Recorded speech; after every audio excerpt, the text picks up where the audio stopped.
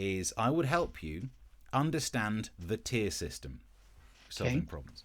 So let's start with the concept. It's a 3-tier system. The lowest one, is that called low? Nope, it's called medium. Now, that's an odd place to start because I thought medium should be in the middle of something. I even looked it up. The definition is about halfway between two extremes. So you can't really start something at medium, having that on the low end. This is like they put Costa Coffee in charge. It's really, if they think you can just start off with medium, the government would ruin fairy tales. Are you sitting comfortably? Then we'll begin. Once upon a time, Goldilocks went into the woods and fucked over one bear. The end. It's quicker, I suppose. It's harsh. Yeah. It's harsh. So look, the low end of the scale is too confusing. Let's go to the other end. Right at the top. Is the top level called high? No. Tier 2 is called high. The very top level is called very high. Now this it makes it even more confusing, but I can kind of understand what they're trying to do by having it, because you can't call the low level low, because people will go, oh, it's low, and they wouldn't worry. So you got to scare people. But if you're going to do that, why not go the whole hog? Why not call the lowest level very high, the medium level pretty damn high, and then the top level, ah! We'd all stay indoors. We're saving lives. I don't know why they're not listening to us, Eric.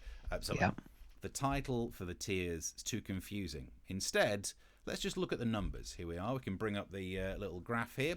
So, if you tabulate the tiers, in the number 1 position is tier 3. In the number 3 position is tier 1. Has that made it any easier? Don't worry. Tier 2 is still in the number 2 position.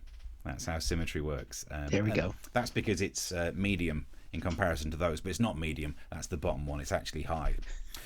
So let's look. Now you understand which tier you're in. Let's look to see what kind of rules we're dealing with. Tier 1, normal rules. They could have called it normal, and that just would have been too easy. So of course they're not going to do that. Tier 2 has extra rules. You're not allowed to meet up indoors with any other families. That has already led to a 400% increase in people buying patio heaters and fire pits. And I love this because it's so nice to already know what Greta is going to moan about next year.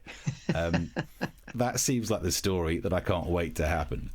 So what else is in the rules of tier 2? Well, you're not allowed to have sex with someone you don't live with indoors.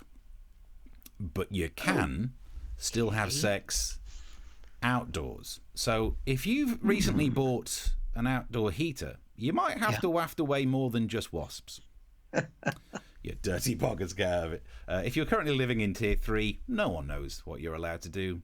I'd say go to a library to look it up, but you can't. So that is me trying to explain the simplified system that we all need to stick to. And if we all stick to those rules, somehow it will still get worse. I think I've solved it.